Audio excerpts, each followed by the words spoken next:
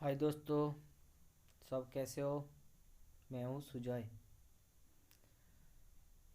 आज हम लोग ऑनलाइन फ्री इलेक्ट्रॉनिक्स कोर्स का 7वें भाग में पहुँच चुके हैं। तो आज हम आप लोगों को बताने वाला है डायोड या सेमी कंडक्टर के बारे में। देखिए दोस्तों, यूट्यूब में आप लोग देखिएगा,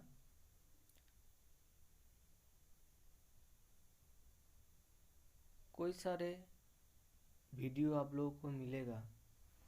हम जैसे वीडियो बना रहा है ऐसा वीडियो आप लोगों को कहीं देखने को नहीं मिलेगा। आप लोग जीरो लेवल से स्टार्टिंग करके हम लोगों को बताने वाला है।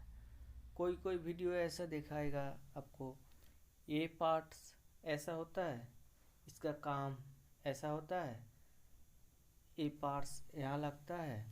तो आप लोगों को स्टेप बाय स्टेप डिटेल आप लोगों को कोई नहीं बताएगा। तो जो नया स्टूडेंट होता है उसको एक एक पार्ट्स के बारे में डिटेल नहीं बताएगा तो कुछ समझ में नहीं आने वाला है।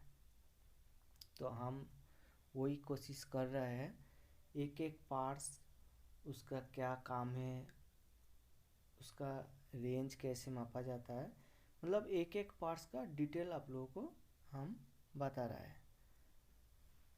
तो आज हम लोग सीखेंगे डायोड या सेमीकंडक्टर के बारे में। तो सेमीकंडक्टर किसको कहते हैं? जर्मेनियम और सिलिका एटम के बाहर के कक्षा में चार चार इलेक्ट्रॉन्स रहता है, इसीलिए इसका मजबूत बंधन से बना रहता है, जिसके वजह से इलेक्ट्रिक करंट पसार हो नहीं सकती।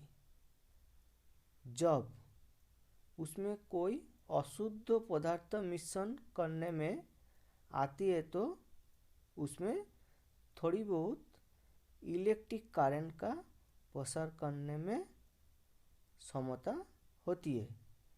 इसको हम लोग सेमीकंडक्टर कहते हैं। तो सेमीकंडक्टर दो टाइप का आता है, एक एन टाइप सेमीकंडक्टर और P type semiconductor. P type मतलब पॉजिटिव, एन मतलब नेगेटिव। अशुद्धि बढ़ जाने से पी टाइप बनता है। डायोड का दो छेड़ा होता है, एक होता है एनोड और दूसरा होता है कैथोड। कैथोड का साइड में जो एक निशानी किया हुआ रहता है वो साइड कैथोड होता है। तो इसको हम लोग कैसे मापता है? तो मल्टीमीटर का, डिजिटल मल्टीमीटर का रेड प्रोब एनोड को तरफ रख के और ब्लैक प्रोब कैथोड को तरफ रख के हम लोग चेक करेंगे तो कुछ ओम्स बताएगा। और ब्लैक प्रूफ एनोड की तरफ रख के, रेड प्रूफ कैथोड की तरफ रख के कुछ ओम्स नहीं बताएगा, कुछ भी नहीं बताएगा। तो डायोड ओके है। अगर दोनों साइड हम डायोड को चेक करेंगे, दोनों साइड बताएगा तो डायोड लीकेज है। अगर दोनों साइड मीटर का रेंज फुल बताएगा तो डायोड शॉर्ट है। और दोनों साइड चेक करने में कुछ नहीं बताएगा तो डायोड ओपन है। डायोड में दो इलेक्ट्रोड होता है, एक जिसमें से इलेक्ट्रॉन्स निकलता है उसको कैथोड कहते हैं। एनोड किसको कहते हैं? इलेक्ट्रॉन को अपनी तरफ खींचता है उसको एनोड कहते हैं। डायोड सर्किट में काम में लेने वाली उपयोग के हिसाब से डायोड बनाया जाता है। तो डायोड का बहुत सारे काम होता है। एक डायोड का काम होता है एसी वोल्टेज को डीसी वोल्ट में बनाना, उसको हम लोग रेक्टिफायर डायोड कहते हैं। रेक्टिफायर डायोड ऐसा IN4001, 4007, IN5402, 5408 ऐसा नाम पे आता है। और एक आता है Zener diode. Zener diode volt को स्थिर रखने में यूज आता है। जीनर डायोड के ऊपर वोल्टेज का मान लिखा हुआ होता है। जैसे कि समझ लीजिए 3 वोल्ट का जीनर, 5 वोल्ट का जीनर, 8 वोल्ट का जीनर, 12 वोल्ट का जीनर, 120 वोल्ट का जीनर, ऐसा जितना वोल्ट का होगा उतना वोल्ट जीनर के ऊपर लिखा होगा। तो इसका मतलब जीनर के ऊपर जितना वोल्ट का वैल्यू होगा उससे ऊपर का वोल्टेज वो पास होने नहीं देगा। उससे ऊपर वोल्टेज पास होने जाएगा तो जीनर शॉर्ट हो जाएगा। तो एन टाइप सेमीकंडक्टर बनते कैसे? जर्मेनियम इलेक्ट्रॉन्स 4 और एंटीमनी पदार्थों का इलेक्ट्रॉन्स 5 है, उसे एन टाइप सेमीकंडक्टर कहते हैं। अब पी टाइप सेमीकंडक्टर किसको कहते हैं? जर्मेनियम 4 इलेक्ट्रॉन्स और इंडियम पदार्थ का 3 इलेक्ट्रॉन्स होगा तो उसे पी टाइप सेमीकंडक्टर कहते हैं। एक बात ध्यान रखिएगा दोस्तों, डायोड केवल एक ही दिशा में करंट को बहने देता है, वो भी पॉजिटिव हाफ साइकिल के समय। इसीलिए जो हाफ वेव रेक्टिफायर कहता है। फुल वेव रेक्टिफायर बनाने के लिए हम लोगों को 2 डायोड लगाना पड़ता है। तो दोस्तों आप लोग ध्यान से सुनिएगा, डायोड का रेक्टिफायर में यूज़ कैसा होता है। तो एक सर्किट आता है हाफ वेव रेक्टिफायर जिसमें एक डायोड लगा होता है। तो आप लोग देखिएगा एसी को डीसी बनाने के लिए एग्जाम्पल के हिसाब से आप लोगों को हम बता रहा हूँ। एग्जाम्पल के हिसाब से आप 12 वोल्ट का ट्रांसफार्मर ही ले लीजिए। तो ट्रांसफार्मर का सेकेंडरी 2 तार निकलता है, तो उसमें एक दोनों तार मिला के 12 वोल्ट होता है एसी। तो एक 0 और दूसरा 12 वोल्ट। तो हाफ वेव रेक्टिफायर सर्किट बनाने के लिए हम लोग क्या करता है, जो एक तार है उसको कॉमन रख देता है और दूसरी तार को हम लोग डायोड का एनोड में लगा के कैथोड में आउटपुट लेता है तो ये हो गया हमारा हाफ वेव रेक्टिफायर।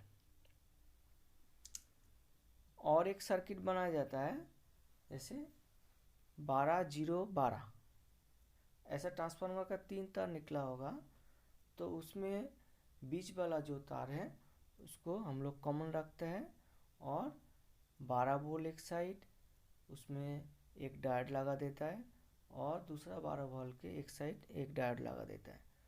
तो दोनों एनोड का तरफ लगाता है और कैथोड पे आउटपुट लेता है, और दोनों डायोड का सिरा हम लोग आपस में जोड़ देते हैं, तो उसमें एक आउटपुट बनता है, उसमें फुल वेव रेक्टिफायर बनता है। और एक हम लोग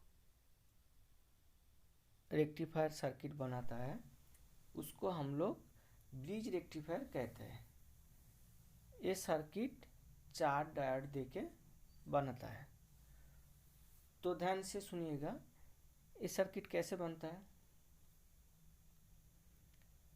दोनों चारों डायोड का 2 डायोड कैथोड के साइड एक कर लीजिए और 2 डायोड एनोड का साइड, दोनों साइड एक कर लीजिए।